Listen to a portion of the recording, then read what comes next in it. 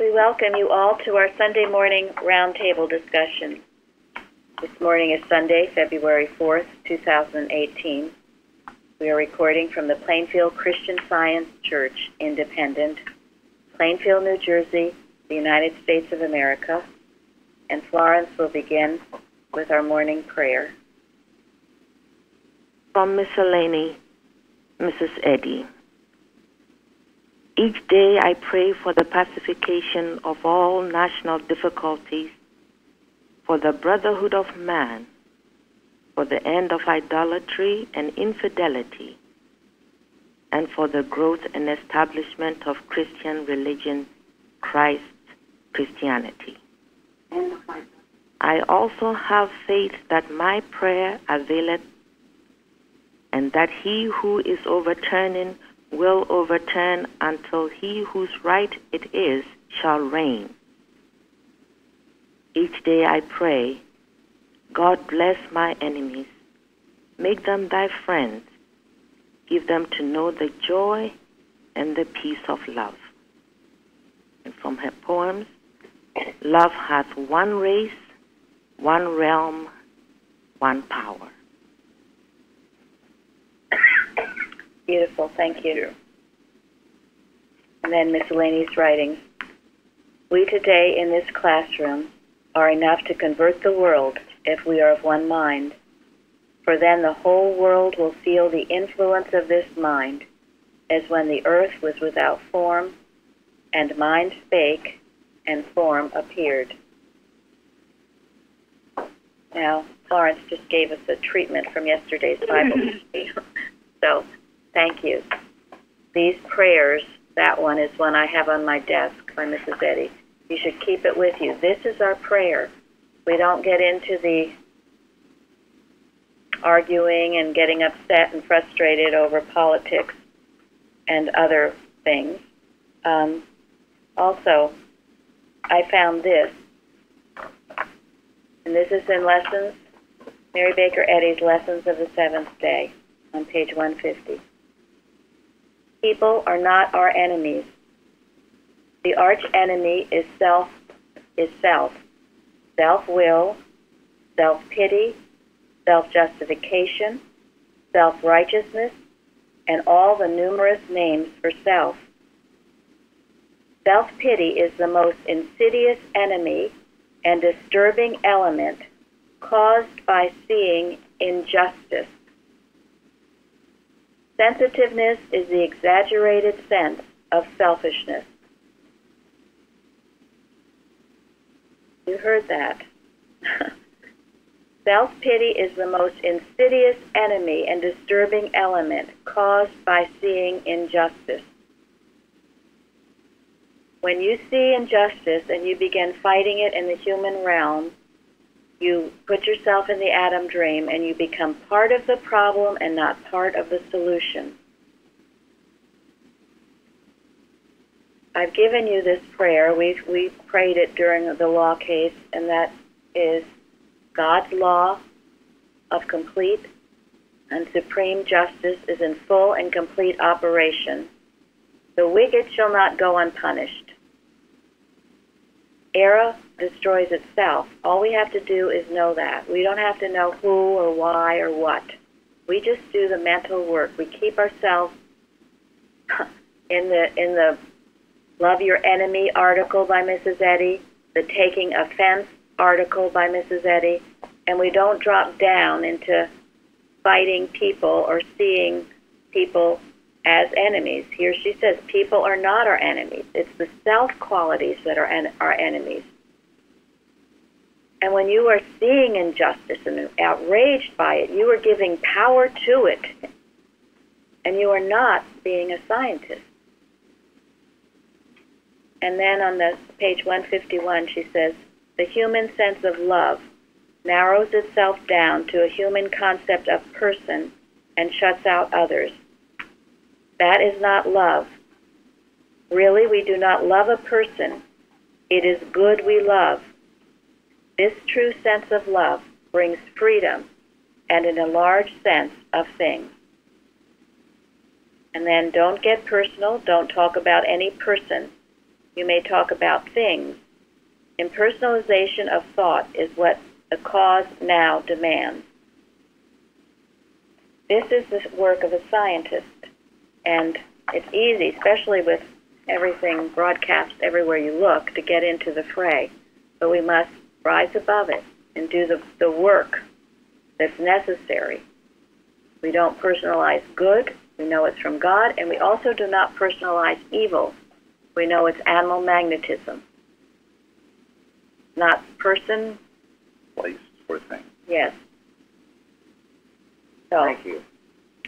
And thank you very much, Florence. That was beautiful. And those are prayers, as I said, we should keep in our hearts and souls to keep us purified. All right. The subject today is love. The golden text, Romans 13:10. Love is the fulfilling of the law. Any comments on that? We talked about it. We mentioned the book, The Greatest Thing in the World by Henry Drummond, which I suggest that you all have. And today's discussion is going to bring us into a deeper sense of this love, how we can live it, not just speak it, but live it. So, love is the fulfilling of the law. What does that mean to you?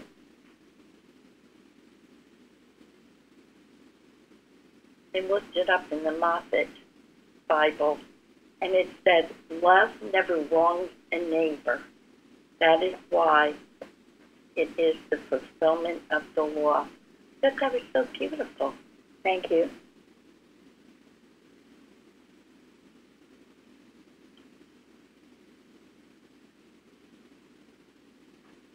Well, one thing I've been thinking about is how, before coming here, there was a part of me that thought like the universe was against me. But since coming here, I've realized that all the truth and the law of the universe is here to bless me and everyone. And what a wonderful thing that is, that I was created with a place and a purpose, a part of this whole creation. It was wonderful. Thank you. To me, I also get the idea that it means that love is mandatory. It seems like a lot of us, including myself, at some point chose whether I was going to be loving or not. And here in this church, we're learning that it's really not an option. When we love is when we get rid of all these illnesses and false ideas that have been holding us down. So it's almost evident that it's absolutely mandatory that we love and not a choice. Thank you. I had a question. This is Michael. Sorry. Hey, Michael. Hey, when you said that it's the self that is our enemies, are you saying that the self is the false sense that could be offended in the first place or could be in a bad situation in the first place, and from the very get-go, that whole idea needs to be, I guess, cut out? Mrs. Eddy calls it the adamant of error. Yeah, it's a selfhood apart from God. So, yes, puts you in the Adam dream. And then when you... Sorry, go on. You cling to it. God's not doing that. Go ahead. Well, you mentioned your law case. I mean, in that case, you had to take the human footsteps while knowing the truth at the same time. So I guess there was some practical thing you needed to do, but also holding on to the spiritual truth about what you were going through.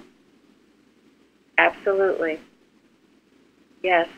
And tremendous growth came from that. And that's why Christ Jesus said, blessed are those who are persecuted for righteousness' sake. Tremendous growth, not to hate, not to have any of the self-righteousness, self-pity. And believe me, it tried, and all of us, I'm sure, expressed those things. But learned that it doesn't help. We were never victims. We had to get rid of every thought of ourselves or of this church as anything other than God expressing himself. Thank you. And yeah, we had to defend the lawsuit because the lawsuit was not of God. It was a wicked lawsuit, and we had to stand up for what was right. But what we were standing up for was God manifest in this world, and it was required of us to see ourselves as nothing other than God's messenger, as God's expression. To see this church as God's expression. Thank you. And we had to learn not to react to anything. If we began to feel angry over something or whatever, then, as Mrs. Evans taught us, that reaction is the bridge over which animal magnetism gets to us. And then we become part of the problem. But if we stay seeing that God is working, whatever seems to be going on, God is working. Only good can come of this. Then we were doing right. Thank you. I'm glad you mentioned about getting offended, because all too often it is the selfish elements that feels offended. Well, in Mrs. Eddy's writing, she says she refused to be offended unless the offense be against God. In which case, it's not a personal reaction. It's just a normal thing to stand up for what's right. There's no defense for the selfish aspects of anything. Yeah, thank you. This lawsuit that Mary referred to was an offense to God, which is why we defended it. But yes, what you're saying, and it is true, you take the practical steps. You don't just wave a magic wand or roll over or whatever. Yes, you rise up in rebellion. You do. Seeing it as impersonal animal magnetism, and that's all it was, is, and ever will be, impersonal animal magnetism, which will attack the Christ. That's what it does. It doesn't know how to do anything but that. And what we are just telling you here, we are talking about the law case, but these are rules and principles you apply to your everyday life, because all of you know you get attacked, or sometimes things happen. You've got to have the right sense of how to handle it, not to react. Yes, to rise in rebellion against it, absolutely. You do not let error continue. Who's telling of the foe in ambush? And you don't march along when people are doing ungodly things and go along with it. Identify with the remnant, as we talked about last week. We are bucking the tide. But then remember, too, that article, 2 of those articles have saved me time and time again. Loving your enemies and taking offense. The world is wide.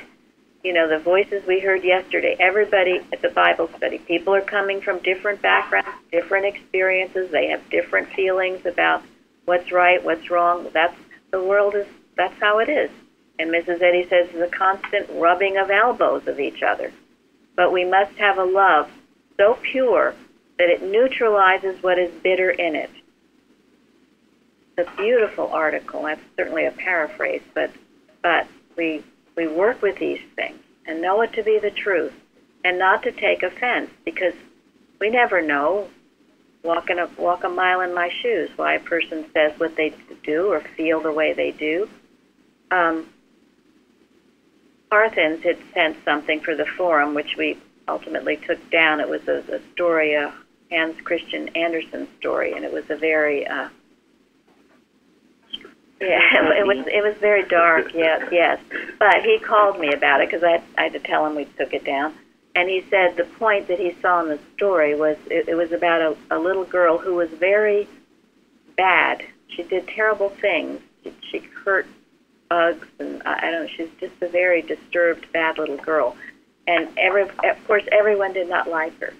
Then there was this one other little girl who said, well, who's praying for this?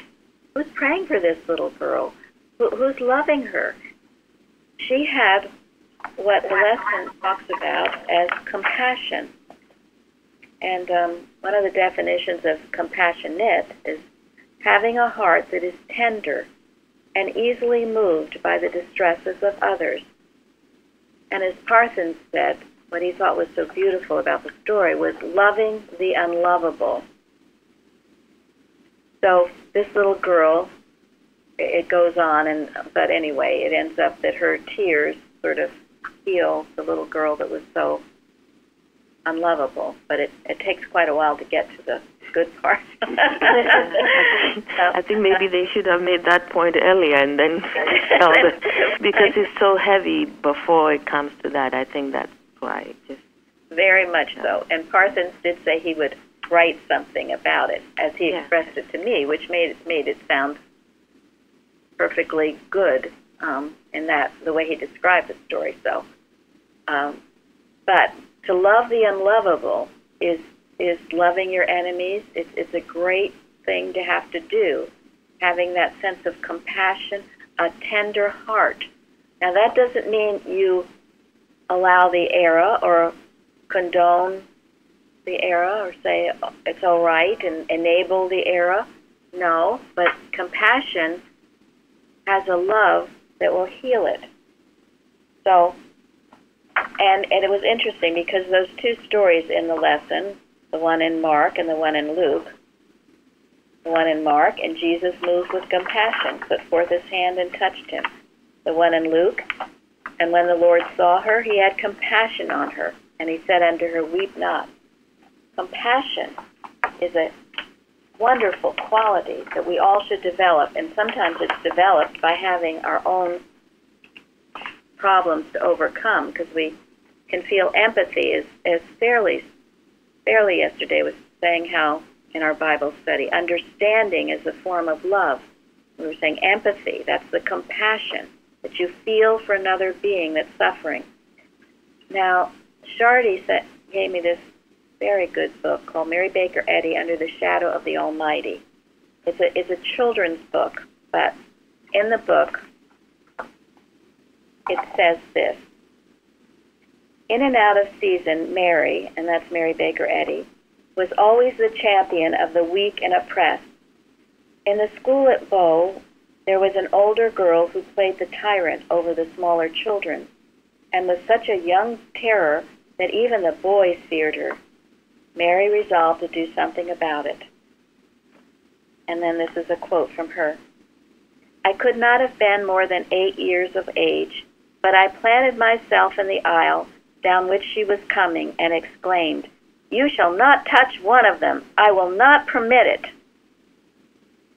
The teacher confessed to me that I had done what whipping had failed to do, for I had completely changed her character. It's a beautiful story. It's one I've never heard, and it is one of compassion. And as we spoke about yesterday, when you speak out of love because you care, that heals. If you speak because you're angry and self-righteous or pitying yourself and thinking, oh, I'm a poor miserable mortal and they're so mean to me, you're just mushing around in the slush.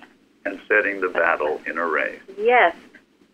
I also feel that, when your motive is pure and it's just to defend what's right and praying, the right human steps come. Because there are many right human steps from the human mind, or reasoning, so to speak. And they might not be really what God wants you to do. I've experienced this in my own life. That's why I say. Thank you. Thank you. And that goes to, in the forum about love inspires, illumines, designates, and leads the way.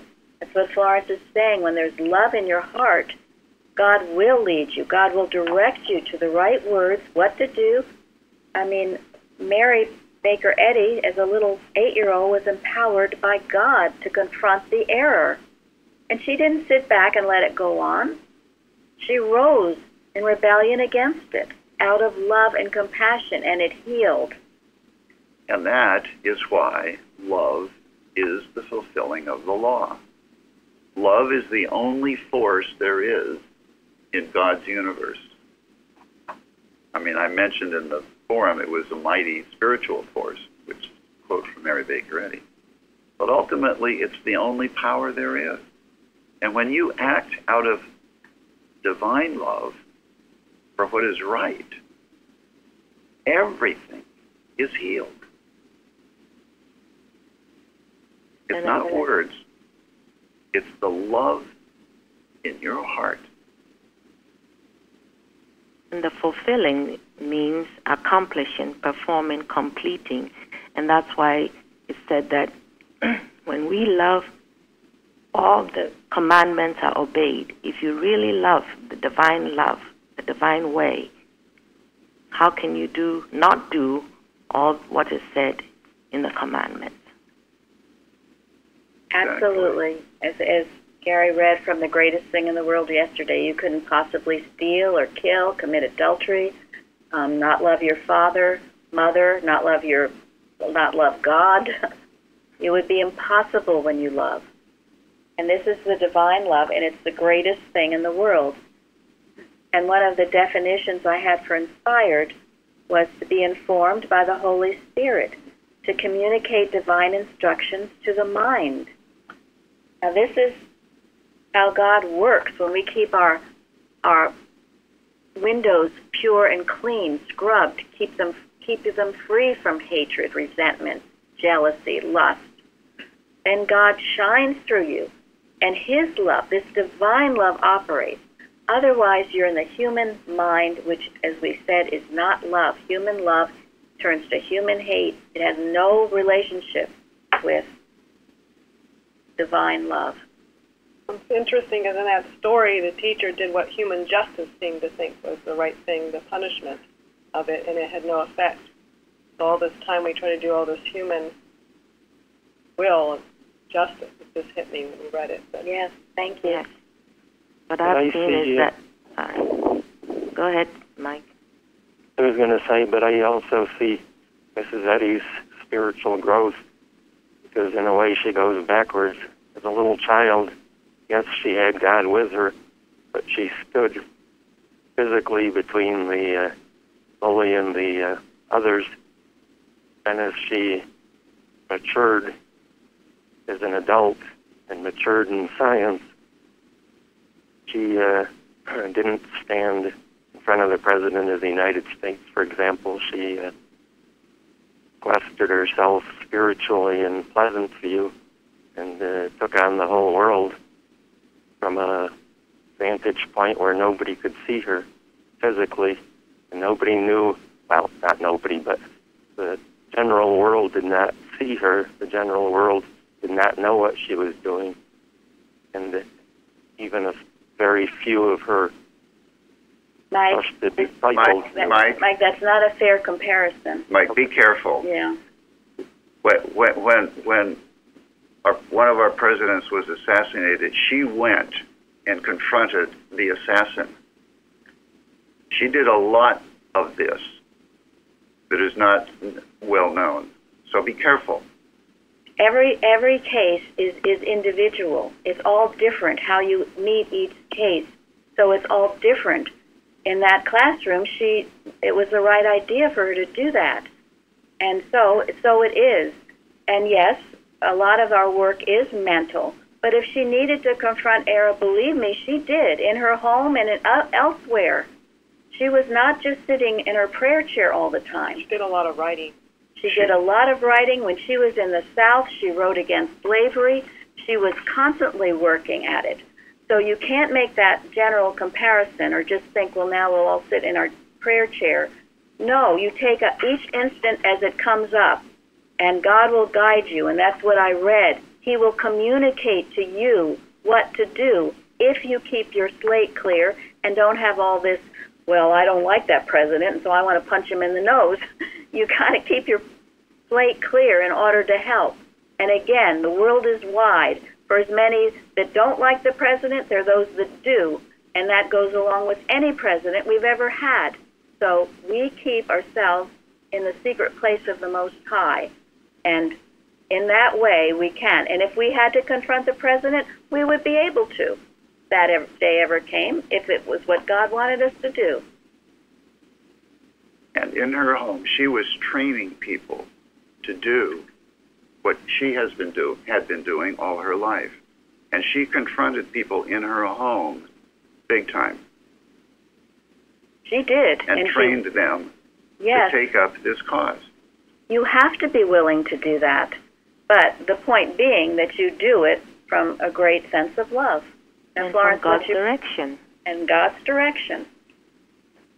He illuminates, designates, and leads the way. And I'd also like to say something more about Mary Baker Eddy. It's not generally known, but she interacted quite a bit with a lot of other people. She performed healings that were so numerable that we can't number them all. And it's not generally known. But the whole idea of her just being in our house is an incorrect picture of her. She interacted with lots of other people besides those that were even in her household, in the community, or whatever, face to face, and performed numerous healings. Many. I think that's why she went out every day in her carriage. She went out so people could see her and not think of some pie in the sky, some person sequestered in a house. I mean, she was so attuned to everything that was going on in the world. She didn't have to go out in the world constantly, but she knew what to handle and she knew when to do it. Thank you. Yeah. But I think the general growth is the, then you learn to handle it mentally more so. I think is the point. Well, and that's true. And always before you speak or do anything, it must be handled mentally. Otherwise, you can go lashing out. And she says that the mental work is more effective because you don't get the opposition. But there are times when she had to, and she was not a coward. She did it. Thank you, Mrs. Singletary. That was what I was trying to say. I'm sorry it came off wrong. I was trying to say I'm not implying that she hid. I'm implying that she did the wise thing. It's the wiser than the wisest serpent. Serpent doesn't come out and take on the elephant. It hides itself as much as it can. And that's all I was saying was that she evolved in her spirituality. That's what I was trying to say. So I apologize for the confusion. Well, and I think what she did as a child was absolutely right. She did the right thing. I mean, it wasn't that she should have just sat in her chair and prayed. She confronted it. So that's my point. Every situation is different. And when she was interviewed by the elders of the Congregational Church, she told them a thing or two they didn't like. Well, she invited that woman to her home, and I don't remember what her name was, but she was Woodbury, yeah. And she waited a whole day for her. Yes, she did. And that was later on. She wanted to greet her with love and talk to her in that way, but she took it on, any conflict if she felt God directed her to. All her life, she did. She did that. We must understand this. Yes, it's good to do it mentally, but if we need to do it otherwise, we are not cowards. Era wants us to be a coward. So, an Era is a coward before the truth, isn't it? That's why. Confronting Era is very healthy and liberating. So I think the important point is here, she was able to confront anything and everything that she ever had to confront because she had divine love in her heart. That to me, that is the huge lesson. And she continued. So let's not get bogged down in the mechanics of how she confronted or didn't confront. She overcame what appeared to be huge obstacles through divine love. Whatever the method, it was always the practical stuff. That's right. It's what was needed at the time. And it was always done with great love. Throughout her life. Throughout her life. to the very end. So, is Colleen here? Yes. Colleen, would you have on hand your definition of dwell? I thought that was very beautiful. Oh, sure. Hold on. Let me just go to the forum. From the 1828 Webster Dictionary, dwell. Yes. To abide as a permanent resident, to have habitation for some time or permanence, to continue, to be fixed in attention. Thank you. And I love that, particularly to be fixed in attention. Yes. And we know and we have known and believed the love that God has to us. God is love, and he that dwelleth in love dwelleth in God, and God in him. That means your attention is fixed on God, fixed on love. And it can't be fixed, means it's immovable. Someone told me this week they were having trouble, working with the 91st Psalm and dwelling in the secret place of the Most High because they knew they were doing things that weren't of God. Now that is a dilemma, isn't it? So what do you do about that?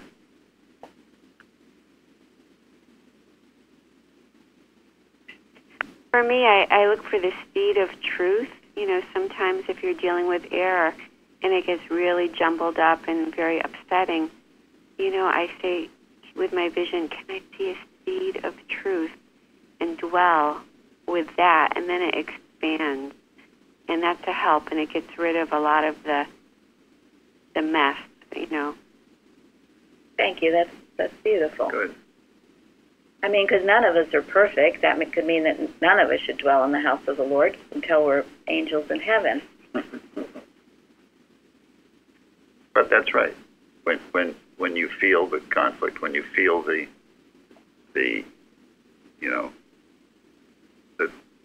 tension between good and evil somewhere going on, you cling steadfastly to the enduring, the good, and the true. Whatever you know is good and true, you cling to it. That's our safety. And as you said, it pulls us out of whatever we're in.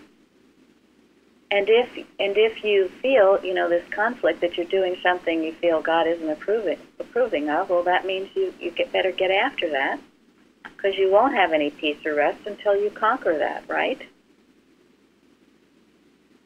It's going to be a struggle till you do.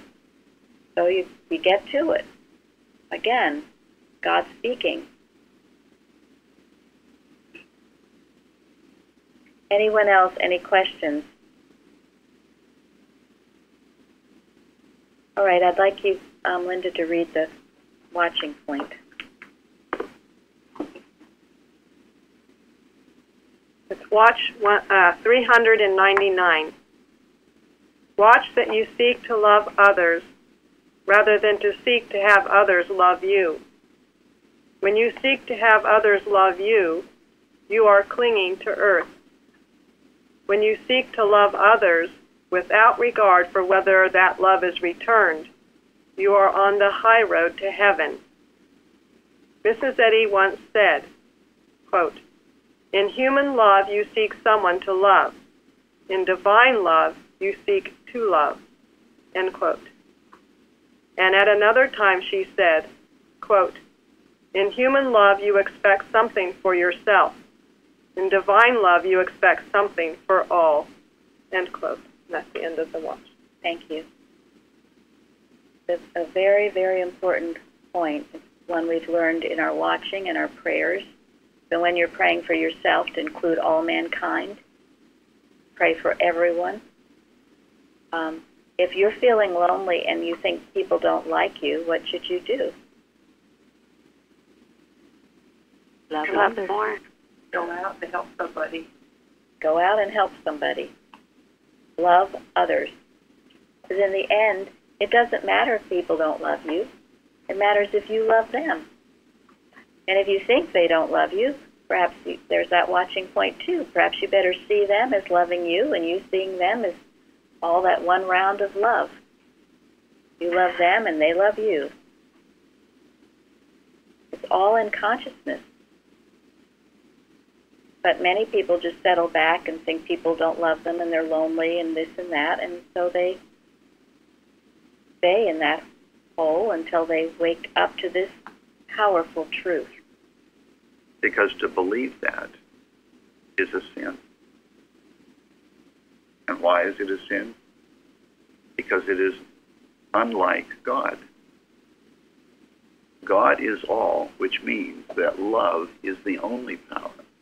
So if you think that there is another power opposed to love anywhere, in your own thought or in somebody else's thought, you're thinking a lie. You're now practicing on that other person. Yes, you are. And it's a belief in a self apart from God, too. I mean, Yep. And which one. Mm-hmm. Michael? And what Mary mentioned at the beginning of this roundtable, that you're, I guess, believing in person or persons contrary to God. Yes. And therefore you do see the sin of it. You are disobeying God, and you will suffer for it till you stop. You know, Mrs. Eddy has said that she loves even the blade of grass under her feet. She also said, I was looking for it and I couldn't find it, but she said, a true test of divine love is, do you love your neighbor's children as much as you love your own children? Think about it. And those of you who don't have children, you can use other examples. But this is loving your neighbor as yourself, is it not? It's important. You know, I can see in my progress in science, when I started out and came here, I was, whoa, you know. The things that Mrs. Evans, the way she would talk, and that we were all one family and that we would love each other, and she would say things like this, and I did not feel it. I was very cloistered in my own family, loving just my family. I was also miserable, but that's how I felt. And this is very radical to hear someone tell me things like that. It took a while to get out of that and to realize how unhappy I was just loving my own little family and only taking care of my own little family. It doesn't mean we should love our families, neighbors. Of course we love, of course we would. But not... you learn to see them correctly. And as God's child, and not a personal sense of them, and not an exclusive sense. And I'm going to love you, but nobody else. I'll do things to promote you, but I'll step all over my neighbor's children. It's unthinkable. So, Shardy, do you remember what you wrote about on the forum? Check yourself. And if you really are earnestly seeking God, you know it. If you love Him more dearly, follow Him more dearly. And Mrs. Eddy says, that's real. And there's a song in Godspell that I had remembered. Day by day, it's called. I will love thee more dearly. This I pray. 3 things I pray. I will love thee more dearly, follow thee more nearly, and love and see thee more clearly, day by day. I love that little prayer. I say it often to myself. It's a beautiful thought. Thank you. And she tied it in with, if divine love is becoming nearer, dearer, and more real to us, matter is then submitting to spirit. The objects we pursue and the spirit we manifest reveal our standpoint and show what we are winning. Again, it's the first part. To ascertain our progress, we must learn where our affections are placed and whom we acknowledge and obey as God. So these are little ways, as Shardy said, to check yourself. Have you done anything kind for someone today? When you pray, do you pray for all mankind, or are you just praying for yourself and your own situation? Are you giving smiles and warm greetings to people you meet on the street? Do you go out of your way to bless others? Whether it's a waitress or car mechanic? Or, to Parthen's point, are you able to love the unlovable?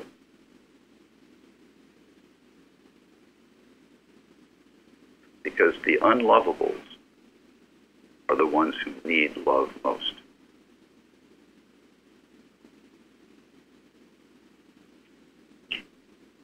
You know, Fairley has told me that every day she prays for people in prison. Don't you, Fairley? Yes. It's come to her strongly to do that, not to forget. So Yeah, and I do pray for those, in particular, I pray for those who are mistakenly imprisoned for a crime they didn't commit, as well as those who are wrongly imprisoned by evil tyrants. Because there are many people that are in prison for something they didn't do. yes, now that's handling a right sense of injustice, isn't it?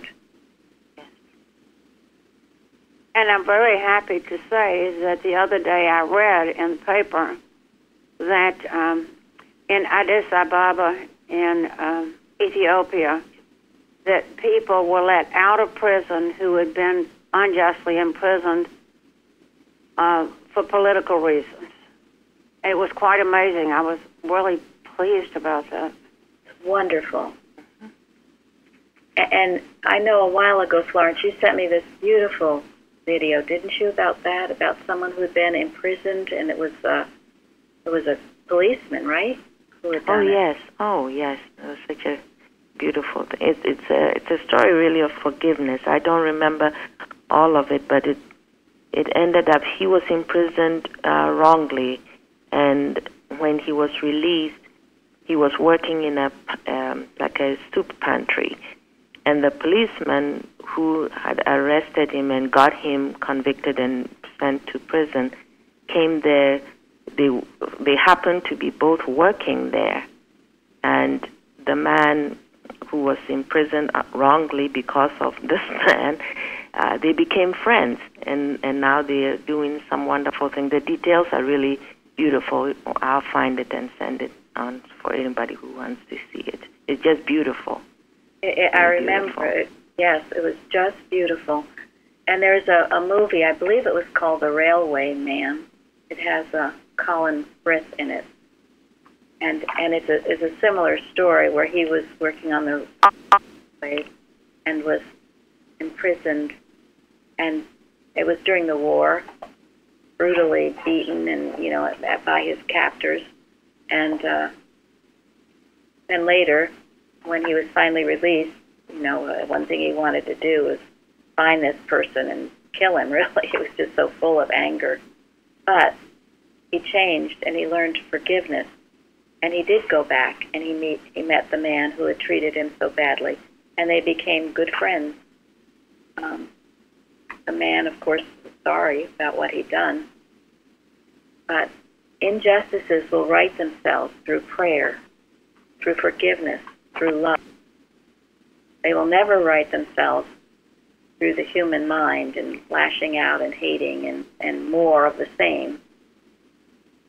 There was one incident in America where that I know about, where a man was put in prison for something he didn't commit, as it turned out, and he spent his entire life in prison. He was quite old, and somehow or another, it was found out that he did not commit this crime, and the prosecutor who had prosecuted the case and gotten him put in prison came to him when he got out and said, please forgive me.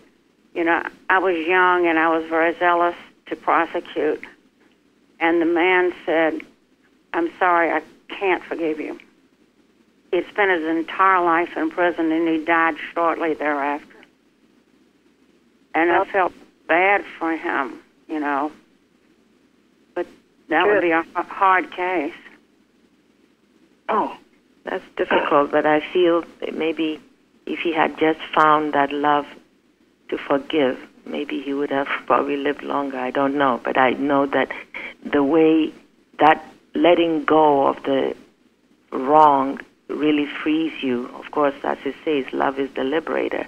And you see so many cases where injustice has gone on for so long, and when people remain forgiving and loving God, and it just heals in such tremendous ways. So. Well, let me just say on the prosecutor's side, okay, if this is what actually happened, he was kind of expecting something from that person when he asked for forgiveness. You know, and I'm thinking that maybe there would have been more healing there if he just apologized, not expected the man who was in prison for so many years to kind of forgive him. The prosecutor was looking for something. Mm-hmm. I'm not sure he really understood. You know. No, you're right. That's maybe why he withheld that forgiveness. But better to just be on your knees in sorrow for what you've done, rather than asking for something for yourself. That's a good point. He didn't deserve it, did he, really? So, but for the other person's sake, for your sake, if you've had injustices done, and I would like to know anyone who hasn't, if anyone who hasn't, please let me know. if you can't forgive, I heard once that bitterness, and bitterness is unforgiveness, is a poison you prepare for someone else, and then you drink it yourself. You only hurt yourself by not forgiving, by holding on to these past injuries and going around with them. And this is what Love Your Enemies is about. She says, hatred is a plague spot, which what? Kills at last. And kills, spreads its virus and kills at last. Yes. Yes.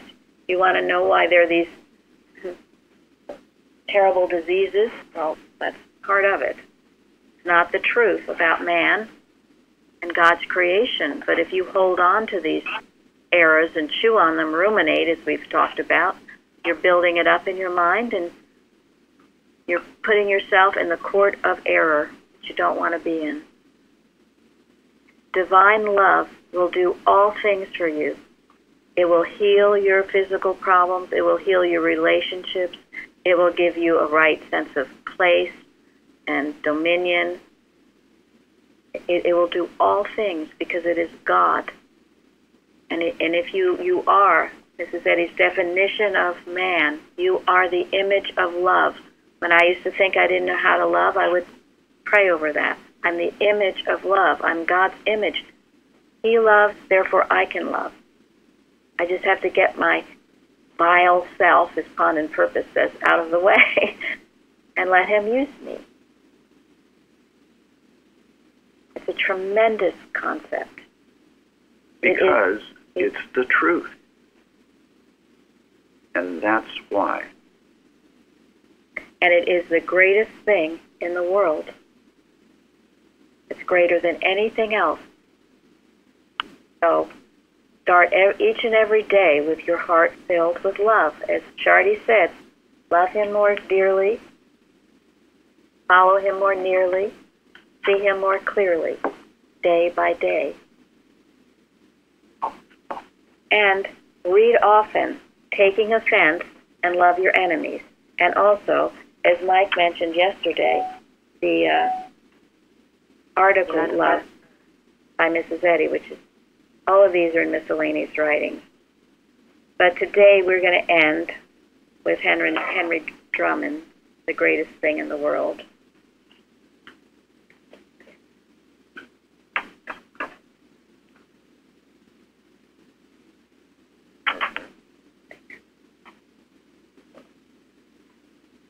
Now I have all but finished. How many of you will join me in reading this chapter once a week for the next 3 months? This is 1 Corinthians chapter 13. A man did that once, and it changed his whole life. Will you do it? It is for the greatest thing in the world. You might begin by reading it every day, especially the verses which describe the perfect character. Quote, love suffereth long and is kind.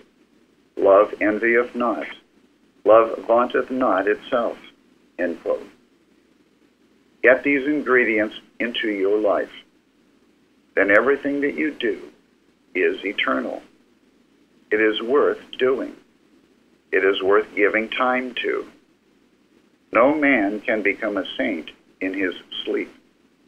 And to fulfill the condition required demands a certain amount of prayer and meditation and time, just as improvement in any direction, bodily or mental, requires preparation and care. Address yourselves to that one thing. At any cost, have this transcendent character exchanged for yours. You will find as you look back upon your life that the moments that stand out, the moments when you have really lived, and the moments when you have done things are the moments when you have done things in the spirit of love. Thank you all. We will have a good, powerful service. Our understanding is Peter's here today to sing for us. Look forward to that. And we look forward to that. And we love you all. And thank you for joining us today. We love you. We love you. We love you. Thank you. Thank you. Love you. Thank you. Thank you.